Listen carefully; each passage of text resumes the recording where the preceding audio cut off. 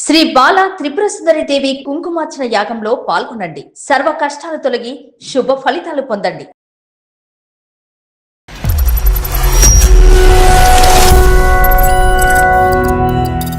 చిన్న చిన్న మిస్అండర్స్టాండింగ్స్ వల్ల డైవర్స్ తీసుకోవాల్సిన అవసరం వచ్చింది.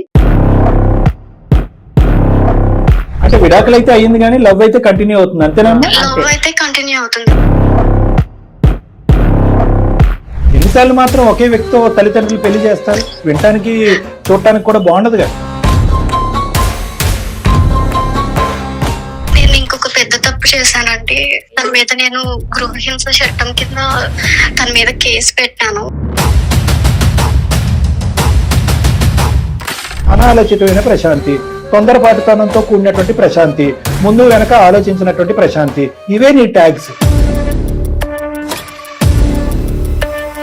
నువ్వు ఇంటికి కోడలువా పని మనిషివా అని చెప్పి నాకు పూర్తిగా మార్చేశారు. వాళ్ళు 3 చెరువులు నీళ్ళు తాగించి పోలీస్ స్టేషన్ చుట్టూ 10 ప్రదక్షిణాలు చేయించుంటావుగా.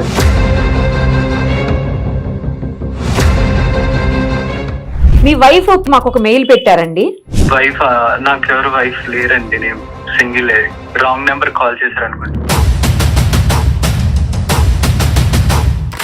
మీ ప్రయాణం ఏంటన్నది మాకు తెలుసు, మేము కొట్టిన నంబర్ కూడా మాకు బాగా తెలుసు. నేనేంటే మీ ఇంట్లో పని మనిషినా, నేనైతే మీరు చెప్పిన పనులు చేయాలా అది ఇది అని చెప్పేసి గొడవ పెట్టడం స్టార్ట్ చేసింది. నాకైతే మా హస్బెండ్ కావాలండి.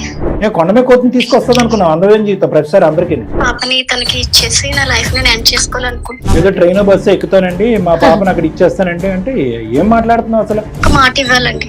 అన్ని కండిషన్స్ నీ జీవితంలో. అమ్మను చచ్చిపోకమ్మ నీ ఆయన నీకు ఇస్తా అని అంటావు అనుకున్నావా? నీ జీవితం నీ బాధ్యత.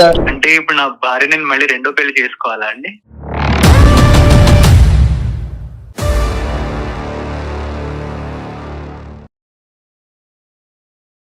సుమన్ టీవీ అందమైన జీవితం కార్యక్రమానికి స్వాగతం. ప్రస్తుతం మనతో పాటు ఉన్నారు ప్రముఖ సైకియాట్రిస్ట్ డాక్టర్ కళ్యాణ్ చక్రవర్తి గారు. నమస్తే మేడం. చాలా సార్లు తెలిసి తప్పు చేస్తాం, అబ్సల్యూట్లీ. కొన్ని సందర్భాల్లో తెలియక కూడా తప్పు చేస్తాం. తెలియక చేసినటువంటి తప్పుని సరిదిద్దుకోవాలి అని అనుకున్నా కూడా సరిదిద్దుకోలేని సిచ్యుయేషన్ రావచ్చు మరి లేట్ అవుతే ఇంకా కొన్ని సందర్భాల్లో. కరెక్ట్. సేమ్ అలాంటి కేసే ఇది. ఆ అమ్మాయి పేరు వచ్చేసి ప్రశాంతి. ఒకసారి మనం అమ్మాయితో మాట్లాడదాం. తప్పకుండా మేడం.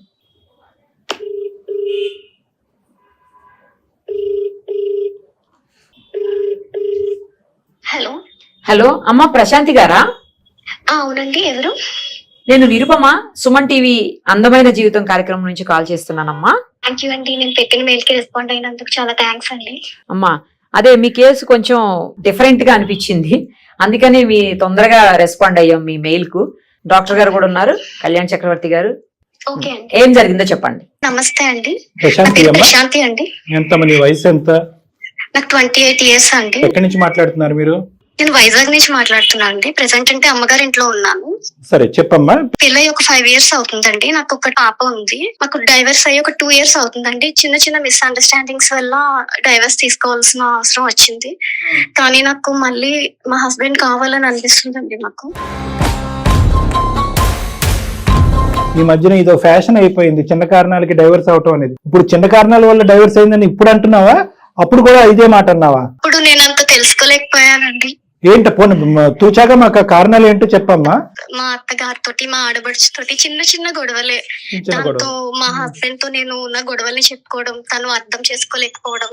అంటే తను కూడా అలానే ఉంటుంది ఫ్యామిలీ అంటే అని చెప్పి తను చెప్పినా సరే నేను అర్థం చేసుకోలేకపోవడం వల్ల చిన్న చిన్న గొడవలు అయ్యాయి మా హస్బెండ్ కి. నాకు కూడా ఫ్యామిలీ గురించి అసలు నేను తెలుసుకోలేకపోయాను. మరి అదే చిన్న గొడవలతో మరి జీవితం నడిపించవచ్చు కదా. మరి చిన్నవే కదా గొడవలు, విడాకుల వరకు వెళ్ళే అంత గొడవలు కాదు కదా. అంటే యాక్చువల్లీ మాది లవ్ మ్యారేజ్ అండి. ఇంట్లో ఇద్దరు కూడా ఒప్పుకోలేదు. వాళ్ళ వైపు మా వైపు కూడా ఒప్పుకోలేదండి. కాకపోతే వాళ్ళకి ఒక్కడే అబ్బాయి అని చెప్పేసి ఒప్పుకున్నారు.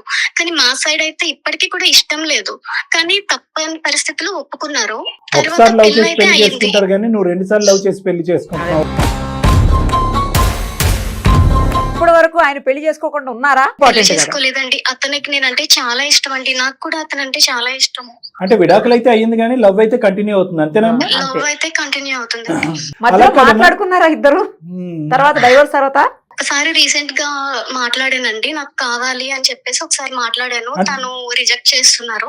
ఎందుకంటే తనని నేను చాలా రిజెక్ట్ చేశాను. తను నన్ను చాలా సార్లు చాలా సార్లు అడిగారనమాట, వచ్చేయి గొడవలు ఎందుకు అని చెప్పేసి.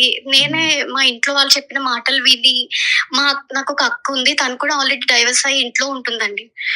సో నాకు వీళ్ళందరి మాటలు విని చాలా తప్పు చేశాను. ఇంకా వాళ్ళని ఫాలో అయిపోయాను, వాళ్ళు చెప్పిన మాటలు విని. అమ్మా అసలు నీకంటూ క్లారిటీ ఉందా? నీ మాట నువ్వు ఎప్పుడు వింటావో మనకి తెలియదు, ఎవరి మాట నువ్వు ఎప్పుడు వింటావో కూడా తెలియదు.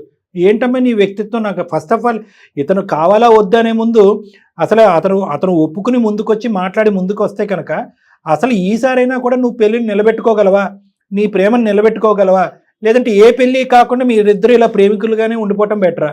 ఎందుకు పెద్దల్ని మోసం చేయటం? ఎన్నిసార్లు మాత్రం ఒకే వ్యక్తితో తల్లిదండ్రులు పెళ్లి చేస్తారు? వినటానికి చూడటానికి కూడా బాగుండదుగా. లేదండి, నేను నిలబెట్టుకుంటాను. నాకు నా పాపకి తండ్రి కావాలి, నాకు కూడా భర్త కావాలండి, అది కూడా తనే కావాలి. అసలు ఇప్పుడు ఆ కారణాలు ఇప్పుడు మళ్ళీ ఉంటే మళ్ళీ గొడవ కదా, అత్తగారి దగ్గర నుంచి ఆడపడిచి దగ్గర నుంచి. లేదండి, మా అత్తగారు మా ఆడపడుచు కూడా చాలా మంచివారు, కానీ నేనే కుటుంబంలో మెలగలేకపోయాను. రియలైజ్ అయ్యో కానీ లేట్ గా రియలైజ్ అయ్యో. ఇప్పుడు సడన్ గా రియలైజ్ అయ్యేటప్పటికి అంటే అంటున్నాడు అతను నో అంటూ ఒకటి మేడం. రెండోది ఏంటంటే అనవసరంగా అందరూ 4 మాటలు చెప్పి నా బ్రెయిన్ వాష్ చేసి నన్ను బయటికి లాగేశారు, ఇది కాదు అదే వాతావరణట్టుగా నువ్వు అనుకుంటున్నావు, అంతేనమ్మా? అవునండి. మరి మీ పెద్దవాళ్ళు ఏమంటారు? మా పెద్దవాళ్ళకైతే ఇప్పటికీ ఇష్టం లేదండి, నాకు ఇంకొక పెళ్లి చేద్దామని అనుకుంటున్నారు. వేరే పెళ్లి చేద్దాం అనుకుంటున్నారు. మీ సిస్టర్ డివోర్స్ తను మీ ఇంట్లోనే ఉంది, మరి తనకి పెళ్లి చూపులు చూస్తున్నారా? తను పెళ్లి చేయాలనుకుంటున్నారా, లేదంటే తనకంటే ముందు నీకే పెళ్లి చేయాలా? లేదండి, నాకే చేయాలనుకుంటున్నారు. ఎందుకని? ఆమె వద్దంటుందా లేకపోతే ఆమెకి ఎట్లా? తనకి బేబీస్ లేరు, సో నాకు సో తన ఇంట్రెస్ట్ చూపెట్టట్లేదు. నువ్వైతే మాత్రం ఇతనే కావాలి అనుకుంటున్నారు. మళ్ళీ మా అమ్మాయి తిరిగి మళ్ళీ అదే బొట్టలో పడతానంటుంది ఏంటి? ఆ బొట్ట కరెక్ట్ కాదు, వేరే పెళ్లి చేద్దాం అన్నట్టుగా మీ తల్లిదండ్రులు అనుకుంటున్నారు. మీరు ఏం చేస్తారమ్మా? బ్యాంక్ ఎంప్లాయ్ అండి. మీ హస్బెండ్ ఏం చేస్తారమ్మా? తను సాఫ్ట్వేర్ ఎంప్లాయ్. ఓ, ఇప్పుడు వచ్చేటటువంటి పెద్ద సమస్య ఏంటంటే అప్పుడు గొడవలు లేవు, ఇప్పుడు గొడవలు లేవు. ఎక్కడైతే కనుక నువ్వు పదే మాట్లాడుతున్న ఒకే మాటకి వ్యాలిడిటీ ఉంది. ఏంటంటే ఇమ్మెచ్యూర్ ప్రశాంతి, అనాలోచితమైన ప్రశాంతి, తొందరపాటుతనంతో కూడినటువంటి ప్రశాంతి, ముందు వెనక ఆలోచించినటువంటి ప్రశాంతి, ఇవే నీ ట్యాగ్స్, అవునా కాదా? మరి ఈ వ్యక్తిత్వపరమైన ఈ మార్పులన్నీ రాకుండా మళ్ళీ అతని జీవితంలోకి ఎంటర్ అవ్వాలని ఎందుకు అనుకుంటున్నావు? అతను ఎంతవరకు యాక్సెప్ట్ చేస్తాడు? ఇదివరకు కాపురం చేసినట్టుగానే ఉంటాడా, లేదంటే నీ పక్కన పడుకున్నంత సేపు అమ్మ ఎప్పుడు లేసి వెళ్ళిపోద్దు అని గుండెలు లబ్డబ్ అనుకుంటూ ఉంటాడా? యాక్చువల్లీ నేను ఇంకొక పెద్ద తప్పు చేశానండి. తన మీద నేను గృహహింస చట్టం కింద తన మీద కేసు పెట్టాను.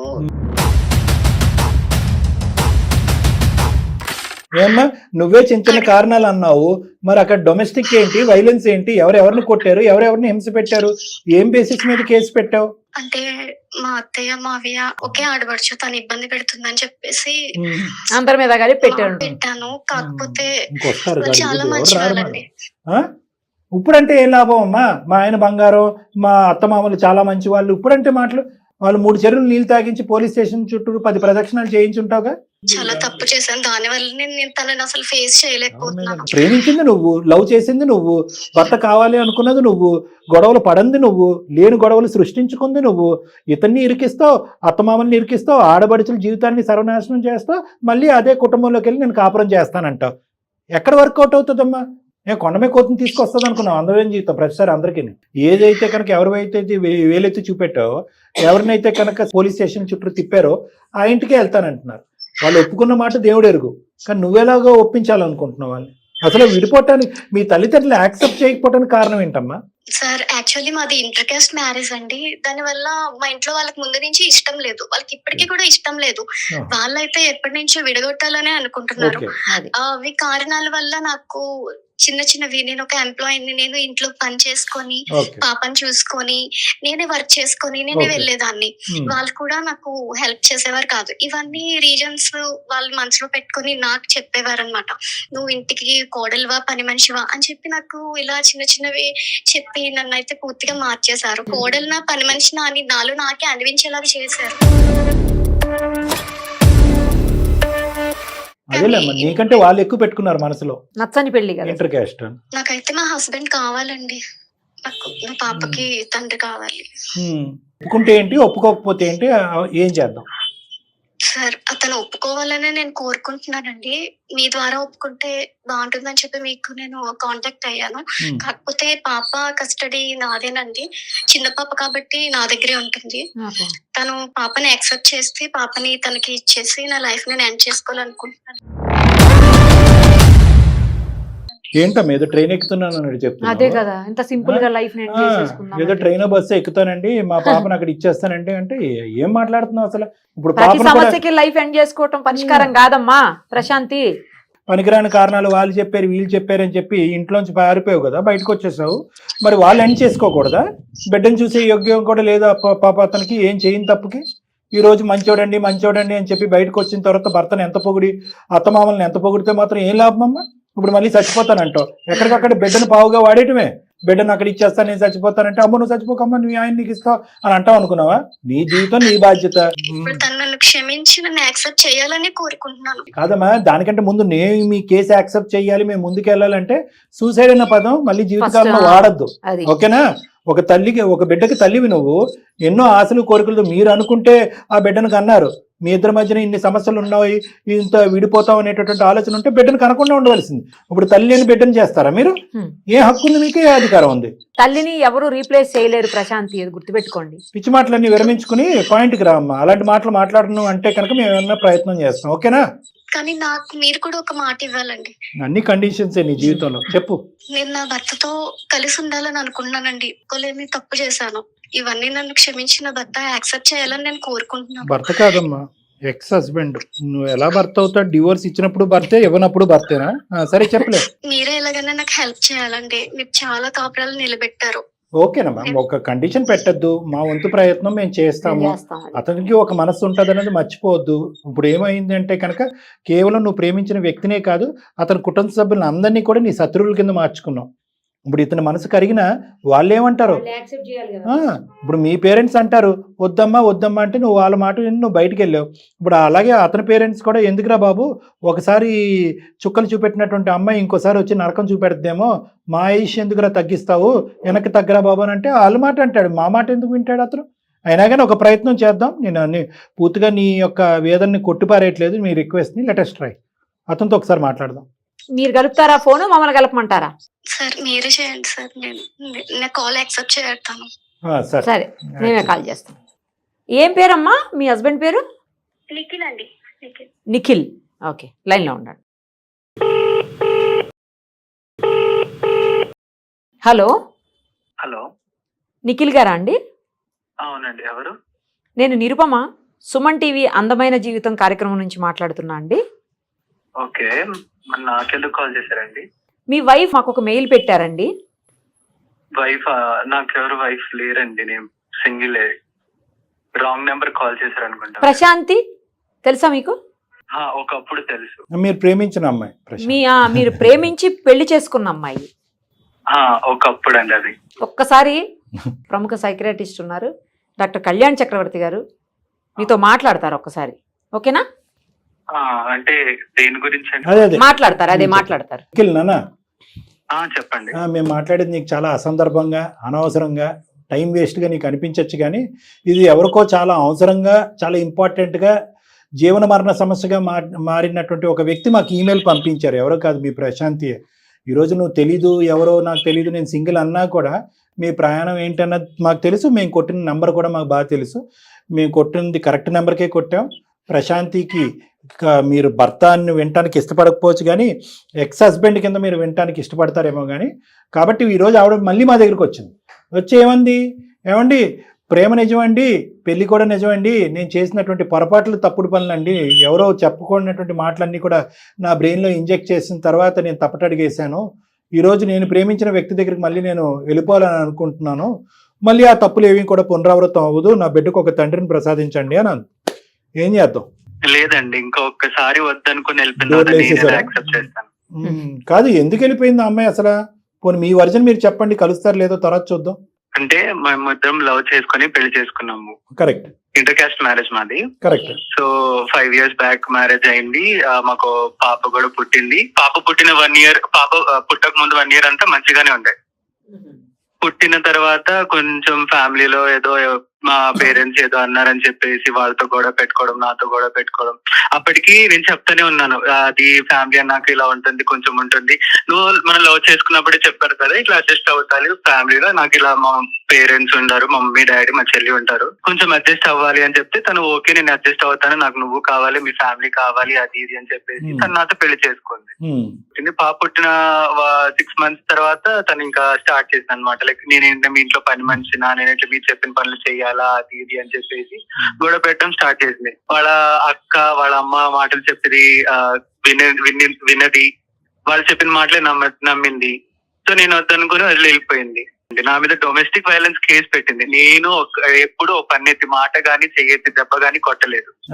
మా ఊర్లో మా ఫ్యామిలీ అంటే కొంచెం ఒక గౌరవం ఉన్న ఫ్యామిలీ, అలాంటిది మమ్మల్ని కోర్టుల చుట్టూ తిప్పి పోలీస్ స్టేషన్ చుట్టూ తిప్పి మా పరువు అంతా బజార్కి ఇచ్చి వద్దనుకుని ఇంకా వెళ్ళిపోయింది. వెళ్ళిపోయిన తర్వాత ఇన్ని సంవత్సరాలు గుర్తురాంది ఇప్పుడు గుర్తుకొచ్చి ఇప్పుడు నాకు కావాలని చెప్పేసి నేను వస్తాను అని చెప్తే నేను ఎలా యాక్సెప్ట్ చేస్తానండి? ఎప్పుడు కూడా నాకు నిఖిల్ అంటే ప్రేమ ఉంది, నన్ను బ్రెయిన్ వాష్ చేశారండి, డైవర్ట్ చేశారు, ఇది నేను మనస్ఫూర్తిగా తీసుకున్నటువంటి నిర్ణయం కాదు, తొందరపాటుతో పెట్టిన సంతకమే అని అంటుంది ఆ అమ్మాయి. తొందరపాటుతో తీసుకున్నప్పుడు తొందరగానే విడిపోయింది కదండి, ఇంకెందుకు మనం కలవాలనుకోండి. ఓకే ఇప్పుడు వస్తుంది కలుస్తుంది, మళ్ళీ ఇలా చేయదని గ్యారెంటీ ఏంటండి? ఆమె రియలైజ్ అయింది, ఇంతకు ముందులాగా ఆమె అనట్లేదు, తన వైపే తప్పుందని ఒప్పుకుంటుంది. నా పేరు మీద ఇన్ని డబ్బులని ఇచ్చాను, పాపకి చూసుకుంటున్నాను, ఇన్ని రోజులు నా డబ్బులతో చుక్కబడింది, ఇన్ని రోజులు గుర్తు రాలేదు, ఇప్పుడు ఇంకా నేను ఇంకా ఎక్స్ట్రా పెడుతున్నా అని చెప్పేసి మళ్ళీ నా కోసం అని వస్తున్నా. కాదు 2 సంవత్సరాలు ఆమె రియలైజ్ అవడానికి టైం పట్టిందేమో, మార్పు రావడానికి ఇంత టైం పట్టిందేమో. సరే అండి, నేను పాపను చూడడానికి వెళ్తున్నాను, పాపతో మాట్లాడుతున్నాను, అప్పుడే నన్ను అడగచ్చు కదండి. Sorry cannot make a dead man alive అంటారు. ఒక క్షమాపణ అనేది చనిపోయిన వ్యక్తిని మళ్ళీ బ్రతికించలేదు. విరిగిపోయినటువంటి గుండెల్ని మనం ఏదో ఫెవికాల్ ఇంకో దాంతో అతికించలేము. మీ మనసు ఏంటి అనేది మాకు పూర్తిగా అర్థమైంది. ఎందుకంటే ఎవరో తెలియనటువంటి అమ్మాయి మీ జీవితంలోకి ఎంటర్ అయ్యి మీ పేరెంట్స్ని అర్థం చేసుకోకుండా, మిమ్మల్ని అర్థం చేసుకోకుండా డొమెస్టిక్ వైలెన్స్ ఆ వైలెన్స్ అని కేసులు పెడితే అనుకోవచ్చు. కానీ ప్రేమించినటువంటి వ్యక్తి తల్లిదండ్రులను ఎదిరించి నువ్వే జీవితం సర్వస్వం అనేది ఇప్పుడు కూడా అదే మాట అంటుంది అనుకోండి, అది వేరే విషయం. ఒక యాంగిల్ కూడా ఆలోచించండి. అంటే మీరు ఆ అమ్మాయితో మళ్ళీ కంటిన్యూ అవుతారు లేదన్నది పక్కన పెట్టేసండి. ఒక ఓపెన్ మైండ్ సెట్తో, ఒక ఓపెన్ హార్ట్తో 1-2 మాటలు నేను మాట్లాడతాను, ఆలోచించండి. ఈ అమ్మాయి యొక్క మనస్తత్వం, మీ ఇద్దరికి సంబంధించినటువంటి ప్రేమ గురించి అర్థమైనటువంటి వ్యక్తి ఎవరన్నా ఉన్నారంటే అది నిఖిలే. ప్రేమ అయితే స్వచ్ఛమైంది. ఓకే, వేరే హెడ్స్ అన్ని దూరి లేనిపోని అంశాలన్నీ క్రియేట్ చేయటం వల్ల ఇవన్నీ కూడా అమ్మాయికి వచ్చినటువంటి ఆలోచనలు కాదు అన్నట్టుగా మేము బల్లగుద్ది చెప్పగలం. ఓకేనండి, ఈ అమ్మాయికి వచ్చిన ఆలోచనలు కాదు. ఎవరన్నా ఆలోచనలు పెట్టచ్చు, ఈ అమ్మాయికి ఆ మాత్రం బుద్ధి లేదండి అని మీరు అనొచ్చు. కానీ ఈ అమ్మాయి ఏంటంటే కొద్దిగా ఆ డెలివరీ తర్వాత మీకు తెలియనిది ఏముంది, కొద్దిగా మానసికంగా చిన్నపాటే ఆలోచన శైలి, హార్మోన్స్ ప్రభావం, పోస్ట్మార్టం డిప్రెషన్ అంటారు. ఈ అమ్మాయి కూడా అటువంటి డిప్రెషన్, మీ మాటల్లోనే మీరు అన్నారు బిడ్డ పుట్టేంత వరకు ఒకలా ఉంది, బిడ్డ పుట్టేంత తర్వాత ఇంకో విధంగా ఉందండి. ఈ పోస్ట్మార్టం డిప్రెషన్ అనేది చాలామంది మగవాళ్ళు, చాలా కుటుంబాలకి, ఎస్పెషలీ అత్తారింట్లో చాలామందికి అర్థం కానటువంటి ఒక సబ్జెక్టు. ఈ డిప్రెషన్లో ఏమవుతుందంటే చిన్నపాటి సమస్య కూడా ఊహించుకున్నటువంటి పెద్ద సమస్యలాగా అనిపిస్తూ ఉంటుంది. ఉక్కిరి బిక్కరు అవుతారు, ఈ వాతావరణం నాకు కరెక్ట్ కాదు, సరైనటువంటిది కాదని చెప్పి అక్కడి నుంచి పారిపోవటానికి ట్రై చేస్తూ ఉంటారు.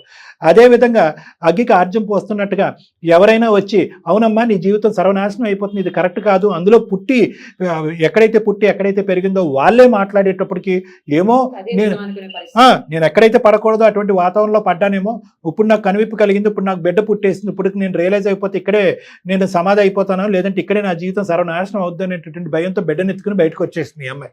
అన్ని స్పీడ్ అయిపోయినాయండి. కానీ నేను అనేది ఏంటంటే, మీకు తెలిసినటువంటి ఈ అమ్మాయి నిస్వార్థంగా మీరిద్దరూ చాలా చక్కగా ప్రేమించుకున్నారు, పెద్దలందరినీ ఎదిరించారు.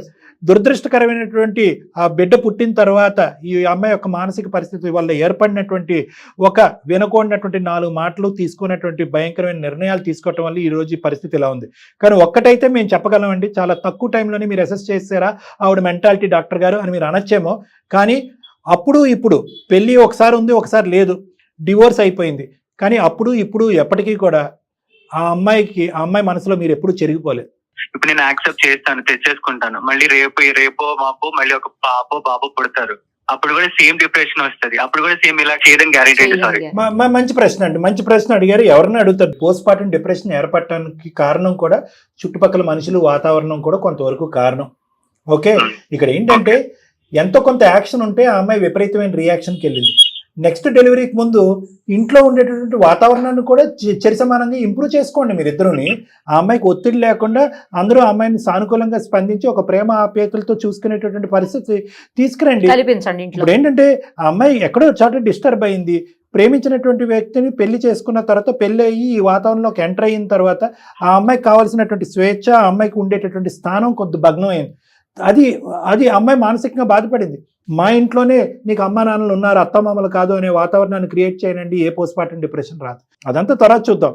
అక్కడి వరకు ఇప్పుడు ఈ అనుభవంతో ఇక్కడి వరకు వచ్చారు. ఈ అనుభవం నేర్పించినటువంటి పాఠాలతో నెక్స్ట్ అక్కడి వరకు ఎందుకు వెళ్తారు? మాలాంటి వాళ్ళు ఉంటాం, మేము కౌన్సిలింగ్లు చేసుకుంటాం, లేదంటే ఇంకోటి ఏదో చేసుకుంటాం. గత అనుభవాలు బట్టి మీ అప్రోచ్ స్టైల్ ఆ అమ్మాయికి మార్చుకుంటారు, హ్యాపీ అట్మాస్ఫియర్, ఫ్రీడమ్ క్రియేట్ చేస్తారు. ఎందుకు వస్తుంది మళ్ళీ? నిఖిల్ నీతో ఒకసారి మాట్లాడాలి. నిఖిల్ ఏం లేదు, నీతో మాట్లాడడానికి ఏం లేదు. అలా కాదులే నాన్న, 1 minute నాన్న ప్లీజ్. నేను సింగిల్ గా ఇప్పుడు ప్రస్తుతానికి నేను హ్యాపీగానే ఉన్నాను. నా లైఫ్ లో నువ్వు మళ్ళీ రావాల్సిన అవసరం లేదు. నేను ఇప్పుడు హ్యాపీగా ఉన్నాను, నువ్వు అక్కడ హ్యాపీగానే ఉన్నావు అనుకుంటున్నాను. అక్కడ హ్యాపీగానే ఉండు, నేను ఇక్కడ హ్యాపీగానే ఉంటాను. కాదు, ఒక్క మాట విని, నేను తప్పు చేస్తే నేను ఒప్పుకుంటున్నాను కదా. నాకు బిడ్డకు ఒక తండ్రి కావాలి, నాకు కూడా హస్బెండ్ కావాలి, అసలు నువ్వే అది కావాలి. ఇన్ని రోజులు గుర్తుకొచ్చిందా నీకు? ఇన్ని రోజులు నేను తప్పు చేశానని ఒప్పుకుంటున్నాను కదా. మంచి చెప్పే వాళ్ళు ఎవరు లేరు, అందుకే నేను ఇలా తప్పు చేశాను, నన్ను క్షమించు.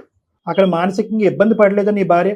మీ అమ్మగారు మీ నాన్నగారు అనేటటువంటి కొన్ని మాటలు, లేదంటే మీ సిస్టర్ అన్నటువంటి కొన్ని మాటలు, ప్రెగ్నెన్సీగా ఉన్నప్పుడు ఆ అమ్మాయి కొన్ని అష్ట కష్టాలు పడిందని చెప్పి ఈమెయిల్లో మాకు పంపించింది ఆ అమ్మాయి. ఇవన్నీ వాస్తవాలు కాదా?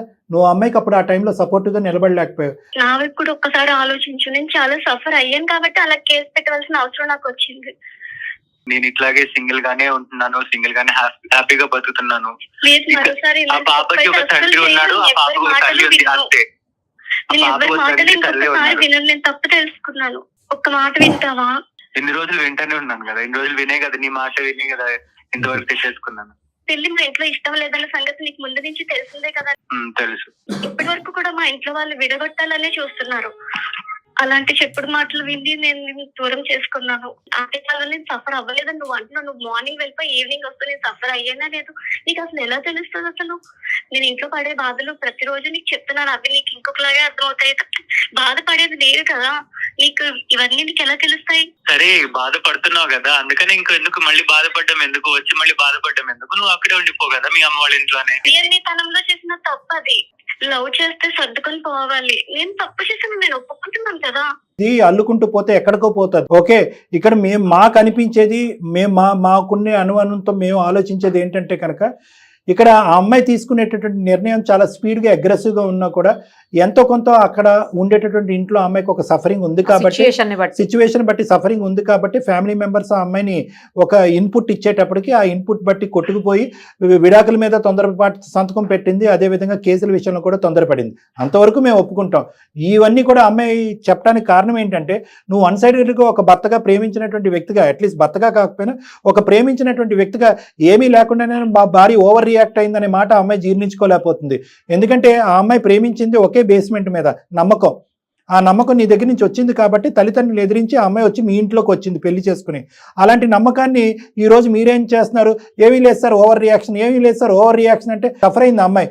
ఆ సఫరింగ్లోంచి వచ్చినటువంటి ఈ ఆలోచనలు అట్లీస్ట్ ఇప్పటికైనా ఒక మంచి ప్రేమికుడిగా మీరు ఒప్పుకోండి. అవును సార్, పెద్దవాళ్ళు తెలుసో తెలియకో 4 మాటలు అనేటప్పటికి అమ్మాయి ఓవర్ రియాక్ట్ అయింది, అంతవరకు నేను ఒప్పుకుంటాను అని అనండి. కానీ ఏమీ లేదు, నువ్వు ఊరికే రియాక్ట్ అవుతున్నావు, పని లేక నువ్వు ఇంట్లోంచి బయటకు వెళ్ళి అక్కడే ఉండంటే ఎలా అండి అది? ఏమోనండి, నాకైతే మళ్ళీ నమ్మకం లేదు. తను మళ్ళీ వచ్చి మళ్ళీ ఇలాగే చేస్తే నాకైతే అలాగే అనిపిస్తుంది. ఇప్పటి వరకు జరిగినటువంటి గతాన్ని మర్చిపోండి. నిజంగా ఒక అవకాశం ఉంటే కనుక ఆ అమ్మాయికి ఒక ఛాన్స్ ఇవ్వండి. మీ ఫ్యామిలీ మెంబర్స్ని ఎలా కన్విన్స్ చేయాలో ఆ బాధ్యత కూడా నేను తీసుకుంటాను. బహుశా మీ పేరెంట్స్కి అసలు కంప్లీట్గా డిస్లైక్ ఉంటుందో, వాళ్ళ మనసులు విరిగిపోయి ఉంటాయి. కానీ వాళ్ళు ప్రవర్తించినటువంటి తీరు కరెక్ట్గా లేకపోవటం వల్ల కూడా ఈ అమ్మాయి హైపర్గా రియాక్ట్ అయింది అన్నది మనం అందరూ అంగీకరిద్దాం. వాళ్ళకి ఇవ్వాల్సినటువంటి కౌన్సిలింగ్ నేను ఇస్తాను. సేమ్ టైం ఆమె తల్లిదండ్రులకు కూడా ఇవ్వాల్సిన అవసరం. వాళ్ళు ప్రతిసారి ఈ అమ్మాయి పేరెంట్స్ కూడా అనవసరంగా ప్రతి దాంట్లో జోక్యం చేసుకుని అది ఈ అమ్మాయి బట్టి ఉందిలేండి. కానీ ఆల్రెడీ ఒకసారి చంద్రవందరు చేశారు, మళ్ళీ ఇంకోసారి చేయడానికి ఈ అమ్మాయి ఒప్పుకోకూడదు. నేను అనేది ఏంటంటే, ఫ్యూచర్లో మళ్ళీ ఇలాంటి పునరావృతం అవ్వకుండా, మీకు తెలుసు అకారణంగా విడాకుల వరకు వెళ్ళిపోయింది ఈ సబ్జెక్ట్ అనేది మీకు తెలుసు. కానీ ప్రేమించినటువంటి అమ్మాయి భారీగా మీ పక్కన ఆవిడని తప్ప ఎవరిని ఊహించుకోకపోవటం వల్ల మళ్ళీ పెళ్ళే వద్దండి, ఈ అమ్మాయి ఒకసారి వచ్చింది, ఆ స్థానం ఎప్పుడు ఖాళీగా ఉంటుందని మీరు అన్నారు. అంటే అంత గాఢమైనటువంటి ప్రేమ అనమాట మీది. ఆ ప్రేమని ఇంకొద్దు ముందుకు తీసుకెళ్ళి ఆ కన్న బిడ్డకి ఒకే దఫా తల్లిదండ్రులు ఇద్దరిని ఒకేసారి చూసే అవకాశాన్ని ఇవ్వండి. ఒకసారి అమ్మని చూడాలి, ఒకసారి నాన్న చూడాలి, వాళ్ళిద్దరిని కలిపి ఎప్పుడు నేను చూడలేను, ఎప్పుడు కూడా అమ్మ నాన్న ఇరు చేతులు పట్టుకుని నేను కలిసి నడవలేను అనేటటువంటి దుర్భర పరిస్థితి ఎందుకండి? ఘోరాతి ఘోరాలు జరగకూడనటువంటి అన్యాయాలు జరిగితే కనుక ఈ క్షణమే విడిపోండి, ఎప్పటికీ కలుసుకోకండి. మీరు అలాంటి వాళ్ళు కూడా కలిసి ఉంటున్న సందర్భాలు ఉన్నాయి. చాలా చిన్న విషయం వీళ్ళు కలవాలనుకుంటే అసలు పిల్లల గురించి మేడం కాంప్రమైజ్ అయ్యి స్టెప్ అవుతున్నారు. మీరు చిన్న కారణాలే అంటున్నారు, ఆ అమ్మాయి చిన్న కారణాలు అంటుంది. మీరు అనవసరంగా ఒక విధంగా అమ్మాయిని అర్థం చేసుకోలేదు, మీ ఇంట్లో ఏవో చిన్న చిత్క సమస్యలు కొని తెచ్చారు, ఆ అమ్మాయిని దాన్ని పెద్దగా ఊహించుకుని వాళ్ళ అమ్మ నాన్న మాట వింది. ఎవరు తప్పు వాళ్ళు తెలుసుకున్నారు, ఎవరో ఆలోచన వాళ్ళు పెంపొందించుకున్నారు. మీరిద్దరు ప్రేమికులుగా మీరు ఒక అడుగు ముందే వేసుకుని మళ్ళీ రీయునైట్ అవటానికి, మళ్ళీ పెళ్లి చేసుకోవటానికి మీరు రెడీ అవుతే కనుక మీ వెనకాతలు ఉన్నటువంటి సైన్యము వాళ్ళ మనోభావాలు ఏవైతే దెబ్బతిని ఉంటాయో వాళ్ళకి సర్ది చెప్పేటటువంటి ప్రయత్నం నేను నిరుపమ మేడం చేస్తాను. ఒక్కసారి ఆలోచించండి, ఒక్క ఛాన్స్. అంటే ఇప్పుడు నా భార్య నేను మళ్ళీ రెండో పెళ్లి చేసుకోవాలా అండి? మీరు 2 అనుకుంటారో 3 అనుకుంటారు, తప్పుగా అనుకోకండి. 2 అనుకుంటారో 3, ఇవన్నీ నంబర్స్ అండి. ఇక్కడ ఏదైనా ఒక కాన్స్టెంట్ ఫ్యాక్టర్ ఉంది అంటే కనుక ప్రశాంతి లవ్స్ నిఖిల్, నిఖిల్ లవ్స్ ప్రశాంతి, అదొకటే కాన్స్టెంట్ ఫ్యాక్టర్. మధ్యలో పెళ్లి జరిగింది, విడాకులైంది, కేసులు వచ్చినాయి, కేసులు విరమించుకున్నారు, అనవసరమైన వాళ్ళు జోక్యం చేసుకున్నారు, పెంట చేశారు. ఇవన్నీ తాత్కాలికంగా పక్కన పెట్టండి. ఆ లవ్ అనేటటువంటిది చాలా పదిలమైనటువంటి, చాలా బలమైనటువంటి పునాది. అందు గురించి ఇప్పటికి కూడా 2 years పాటు ఎన్నో సంబంధాలు వస్తాయి, మీరు చేసుకోలేదు, ఎన్నో సంబంధాలు వస్తాయి, ఆ అమ్మాయి కూడా చేసుకోలేదు.